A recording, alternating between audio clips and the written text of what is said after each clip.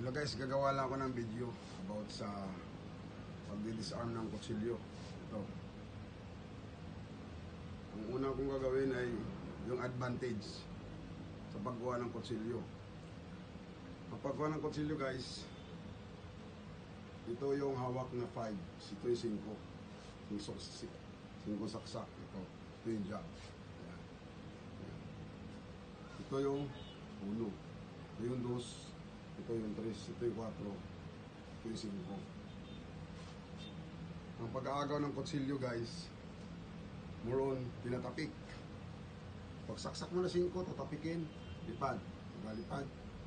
Yun yung papakita ko ngayon, yung natawag nila na advantage.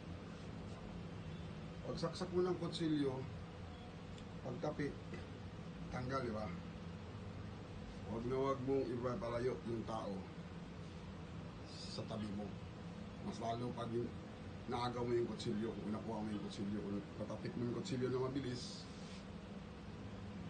ang tao dapat nahawakan mo, na hindi makatras siya.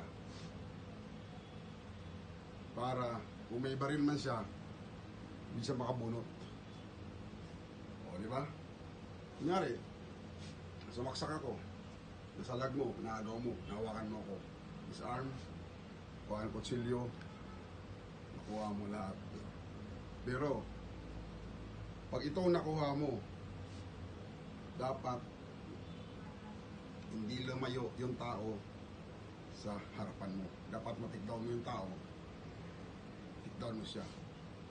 Ngayon, ito naman ang isang senaryo. Ito yung disadvantage sa paghahawak ng kutsilyo, pag-agaw ng kutsilyo.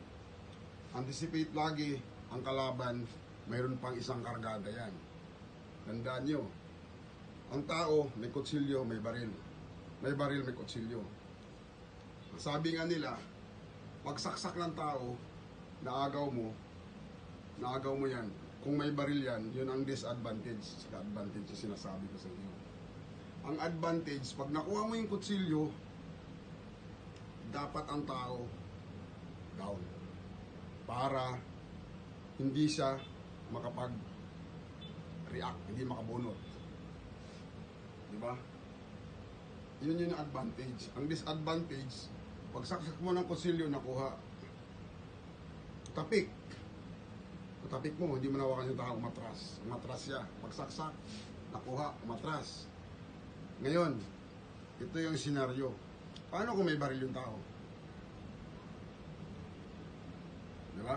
Pag saksak ko sa'yo, naagaw mo, di ba? Pagsaksak mo, yan, nakuha mo yung kutsilyo. Eh, paano kung nakalayo ako? O, pagsaksak ko, natapik mo yung kutsilyo, nalaglag. O, patay ka pala. O, di ba? May baril pala. Yun yung sinasabi. Dapat ang tao hindi makalayo sa'yo. Yan yung isang instinct na ginagamit. Pagkuha mo ng kutsilyo, ang advantage, may palaksak siya, naagaw mo, tikdown mo na, paliin mo na, tuluyan mo na. Ang disadvantage naman, pag ay may nakuha mo, naatras siya, bubunot siya, pinutukan ka, ay patay ka. Ngayon pag saksak mo, nakuha mo nga, dapat i-tikdown mo yung tao. Dapat huwag mo ilayo ang tao sa tabi mo. Kasi pag umatras yan, pag binunutan ka, 6 feet below the ground ka. Diba? Ayos?